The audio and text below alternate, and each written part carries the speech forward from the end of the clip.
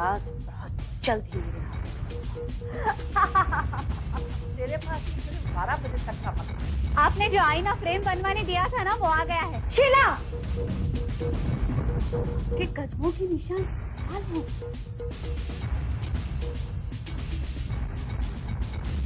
कहाँ है?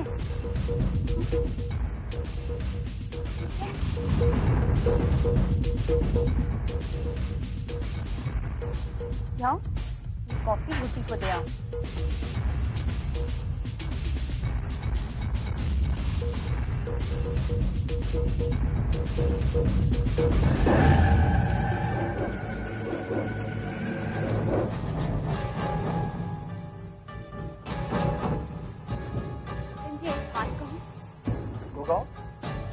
भाभी की तबीयत कुछ ठीक नहीं लग रही। क्यों? क्या हुआ? तबीयत ठीक नहीं है? अभी फोन करके अपने डॉक्टर को बुलाती हूँ, और जब तक डॉक्टर यहाँ आके निशिता जी को चेकअप नहीं कर लेता, मैं यहाँ से नहीं हिलूंगी। इसी बहाने कैप्टन आपके साथ थोड़ा और वक्त बिताने का मौका मिल जाएगा। मैं अभी फोन करती हूँ। पहले भाभी जी से पूछ लेते हैं ना। अरे इसमें पूछने का क्या है? देखिए ना, कोई भी पागल ये नहीं कहेगा कि मैं पागल हूँ, जैसे ही कोई भी बीमार ये नहीं कहेगा कि मैं बीमार हूँ, डॉक्टर को बुलाओ। मैं अभी फोन करती हूँ।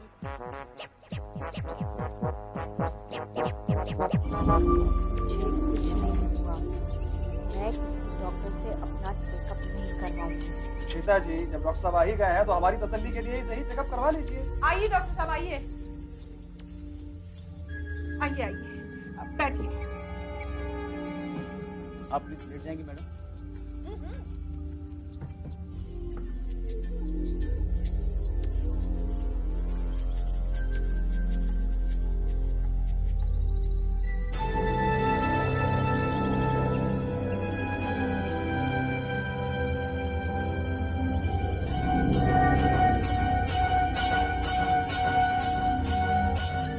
डॉक्टर साहब, इन्हें हुआ क्या है? मुझे लगता है मेरा पेट खराब हो गया है। पेशेंट की बिल्कुल प्रेजेंस सुनाई नहीं दे रही। No heartbeat. अभी तक तो ठीक है। खैर, मैं आपकी नब्ज चेक कर लेता हूँ।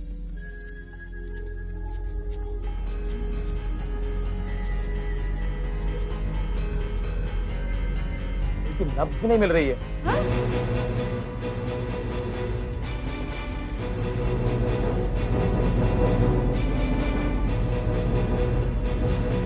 या इनकी नब्ज मिली।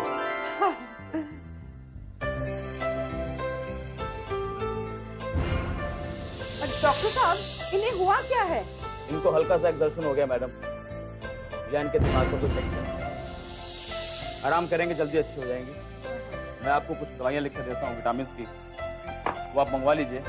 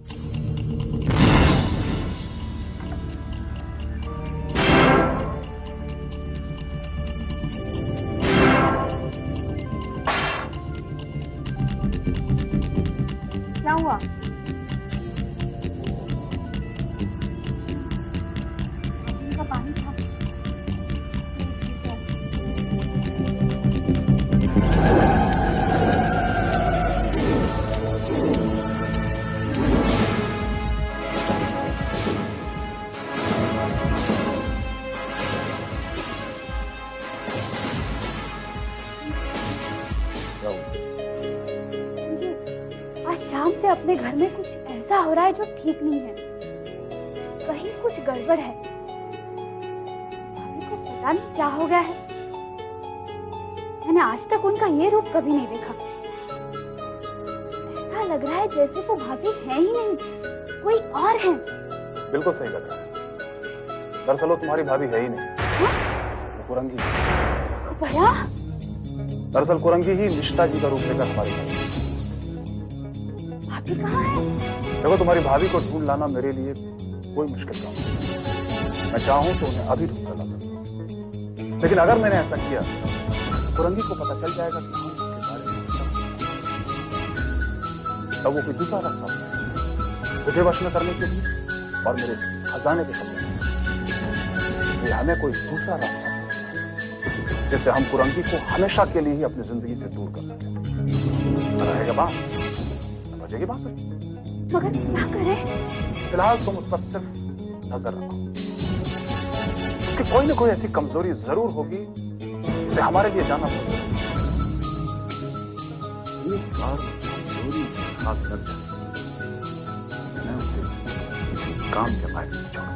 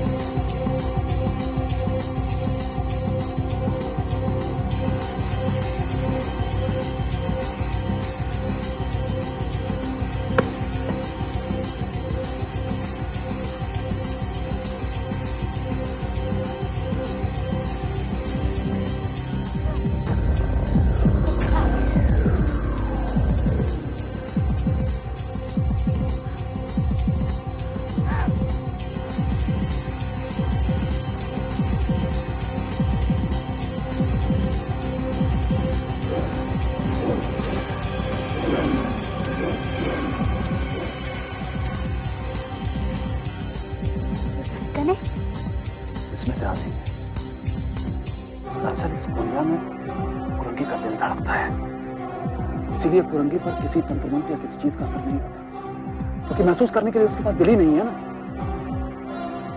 कुरंगी का दिल गुड़िया कुरंगी कमजोरी है।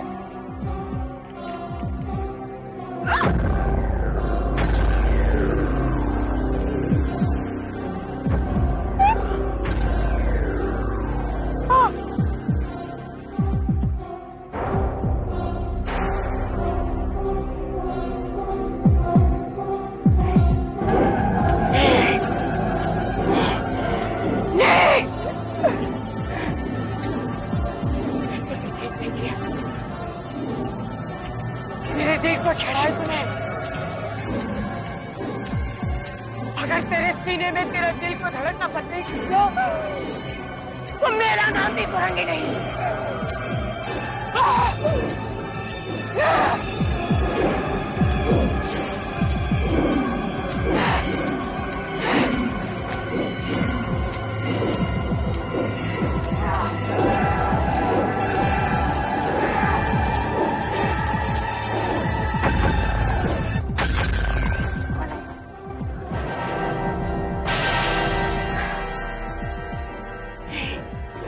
कैप्टन जी कुछ कीजिए, वो यही आ रही है।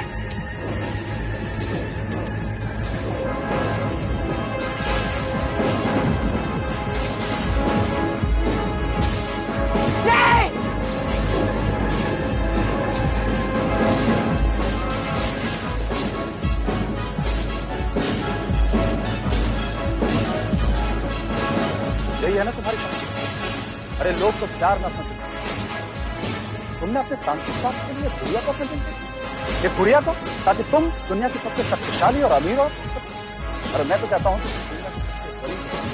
क्योंकि तुम्हारे पास कहने के लिए तुम्हारा दिल भी अपना।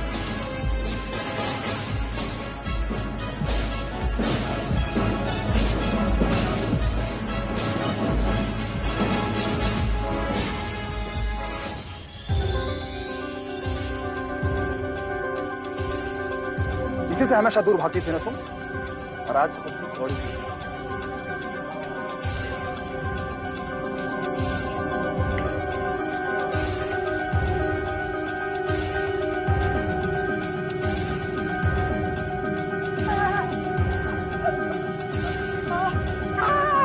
मैंने तुझे मना किया था कि शीशों से बच के चलना।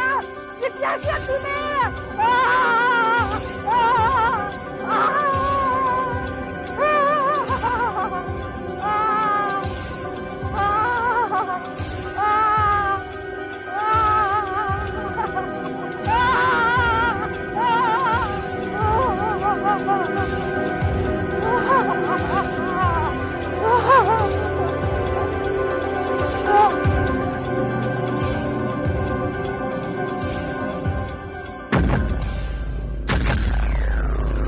क्या हासिल किया? आखिर सारी मेहनत मिट्टी में मिल गई।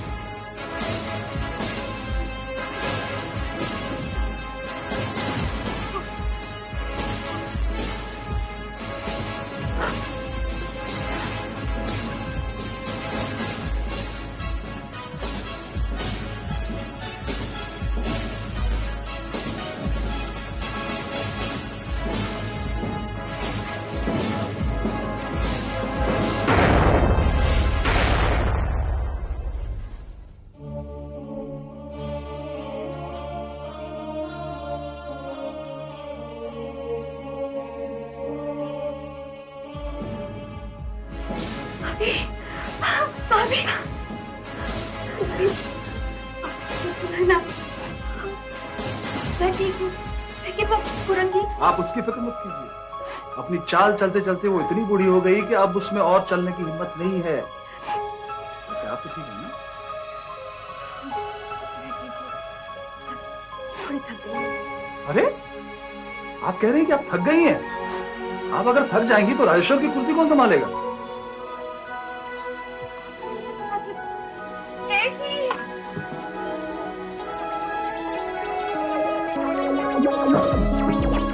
क्या फिर पानी चला गया? नहीं, मुझे ऐसे ही बाल्टियां उठा के घूमने का शौक है।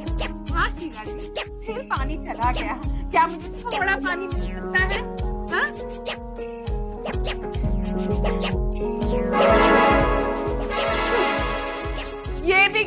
पानी भी लाओ, मेरी बाल्टी, नहीं चाहिए तुम्हारा पानी।